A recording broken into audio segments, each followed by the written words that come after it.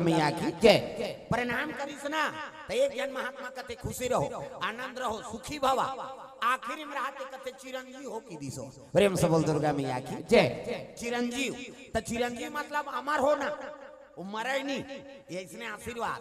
आजकल हम आशीर्वाद दे ली जागन कौन होल, और आशीर्वाद ला बिगाड़े कौन है, पढ़े लिखे है मन, अढ़ा आदमी नहीं बिगाड़े, डोकरी ढांकरी ते पापड़ ना, ऐसे आशीर्वाद दी तोर दिल खुश हो जाए।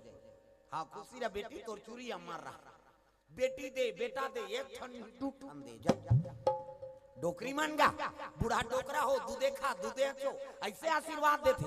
अब पढ़े लिखे ते मान ला ऐसे सीएल धारबे, हाँ हाँ ठीक है कते का ठीक है, तोरे ठिकाना नहीं है। हम अतका वेद पुराण देखे फिर कन्हो जगह कौन होल पा पर रहते ठीक है एक नहीं लिखा, सुखी भवा आनंद रहो है नहीं।